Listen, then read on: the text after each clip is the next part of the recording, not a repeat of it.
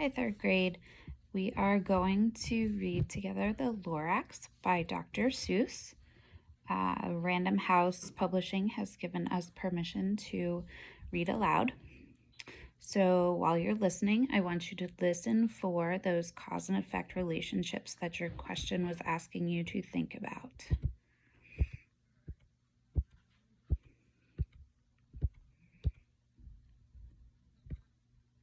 At the far end of town, where the grickle grass grows, and the wind smells slow and sour when it blows, and no birds ever singing, excepting old crows, is the street of the lifted Lorax. And deep in the grickle grass, some people say, if you look deep enough, you can still see today, where the Lorax once stood, just as long as it could, before somebody lifted the Lorax away.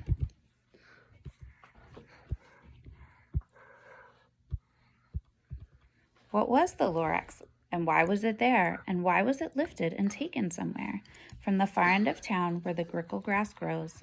The old Onceler still lives here. Ask him, he knows. You won't see the Onceler, don't knock at his door. He stays in his lurkin, cold under the roof, where he makes his own clothes out of muffered moof, and on special dank midnights in August he peeks out of the shutters, and sometimes he speaks and tells how the Lorax was lifted away. He'll tell you perhaps if you're willing to pay. Willing to pay. On the end of a rope, he lets down a tin pail, and you have to toss in 15 cents and a nail, and the shell of a great-great-great-grandfather's snail. Then he pulls up the pail, makes a most careful count to see if you've paid him the proper amount. Then he hides what you've paid him away in his snoove, his secret strange hole in his groovyless glove. Then he grunts, I will call you by whisper-ma-phone, for the secrets I tell are for your ears alone. Slop! Down slops the whisper-ma-phone to your ear, and the old Onceler's whispers are not very clear, since they have come down through a snurgly hose, and he sounds as if he had smallish bees up his nose. Now I'll tell you, he says, with his teeth sounding gray, how the Lorax got lifted and taken away. It all started way back, such a long, long time back. Way back in the days when the grass was still green, and the pond was still wet, and the clouds were still clean, and the song of the swomy swans rang out in space. One morning I came to this glorious place, and I first saw the trees, the truffula trees, the bright-colored tufts of the truffula trees, mile after mile in the fresh morning breeze. And under the trees I saw brown barbaloots frisking about in their barbaloot suits as they played in the shade and ate truffula fruits.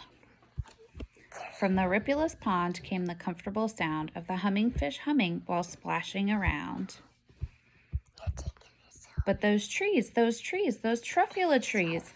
All my life I'd been searching for the trees such as these. The touch of their tufts was much softer than silk, and they had the sweet smell of fresh buttery milk. I felt a great leaping of joy in my heart. I knew just what I'd do. I had unloaded my cart. In no time at all, I had built a small shop. Then I chopped down a truffula tree with one chop. And with great skillful skill and with great speedy speed, I took the soft tuft and I knitted a thneed. The instant I'd finished, I'd heard a gazump. I looked. I saw something pop out of a stump of the tree I chopped down. It was sort of a man. Describe him? That's hard. I don't know if I can. He was shortish and oldish and brownish and mossy, and he spoke with a voice that was sharpish and bossy. Mister, he said with a sawdusty sneeze, I am the Lorax. I speak for the trees. I speak for the trees have no tongues, and I'm asking you, sir, at the top of my lungs. He was very upset as he shouted and puffed. What's that thing you've made out of my truffula tuft? Look, Lorax, I said, there's no cause for alarm. I chopped just one tree. I am doing no harm. I'm being quite useful. This thing is a thneed. A thneed's a fine something that all people need. It's a shirt, it's a sock, it's a glove, it's a hat, but it has other uses, yes, far beyond that. You can use it for carpets, for pillows, for sheets, or curtains or covers for bicycle seats. The Lorax said, Sir, you are crazy with greed. There is no one on earth who would buy that food Thneed. But the very next minute, I proved he was wrong. For just at that minute, a chap came along, and he thought that the Thneed I had knitted was great. He happily bought it for $3.98. I laughed at the Lorax. You poor stupid guy. You never can tell what some people will buy.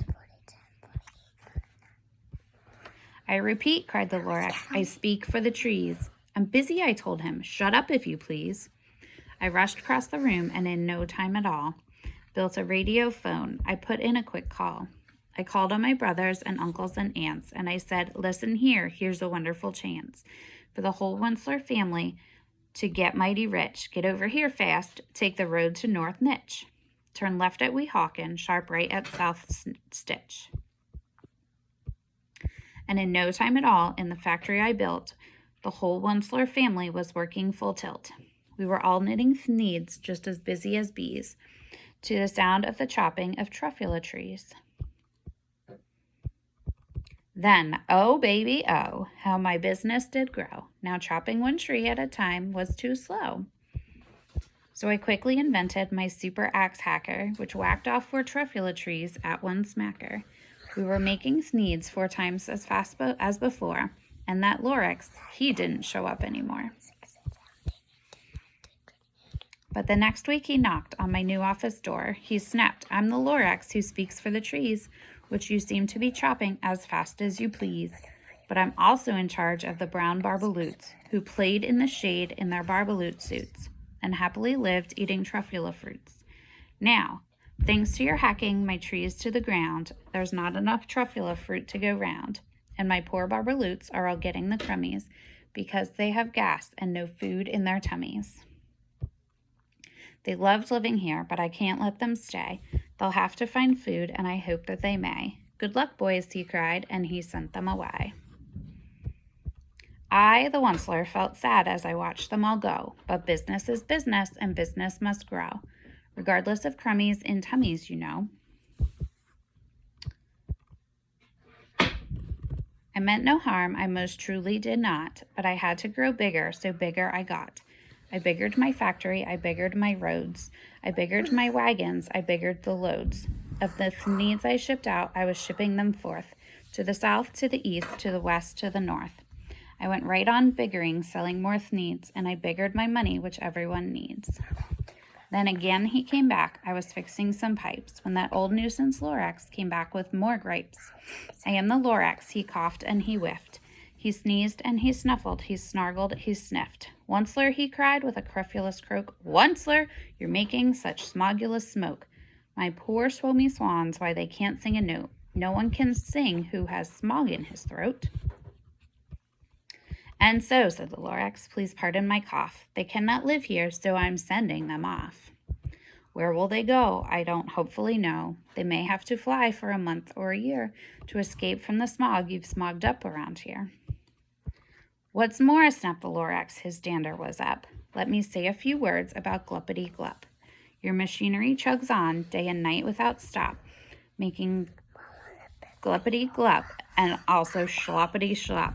And what do you do with this leftover goo? I'll show you, you dirty old Wensler man, you.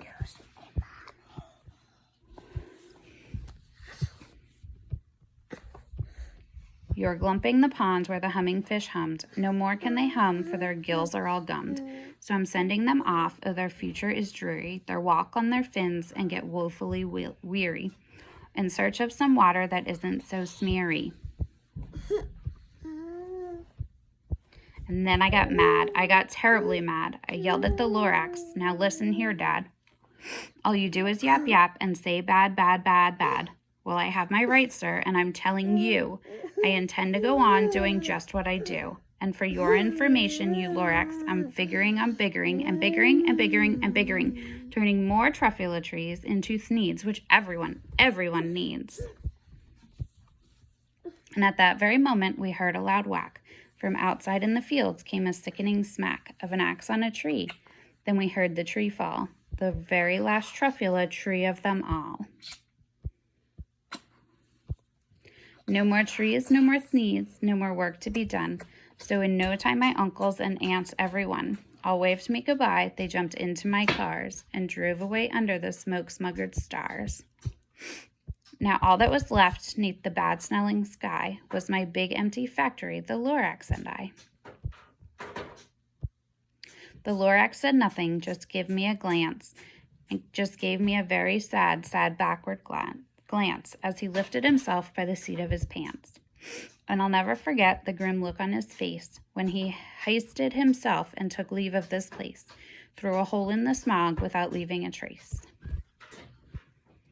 And all that the Lorax left here in this mess was a small pile of rocks with one word, unless. Whatever that meant, well, I just couldn't guess. That was long, long ago, but each day since that day, I've sat here and worried away. Through the years, while my buildings have fallen apart, I've worried about it with all of my heart. But now, says the Oncelet, now that you're here, the word of the Lorax seems perfectly clear. Unless someone like you cares a whole awful lot, nothing is going to get better. It's not.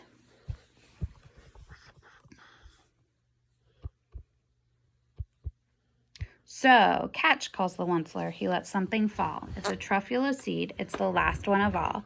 You're in charge of the last of the truffula seeds, and truffula trees are what everyone needs. Plant a new truffula, treat it with care, give it clean water, and feed it fresh air. Grow a forest, protect it from axes that hack, then the Lorax and all of his friends may come back.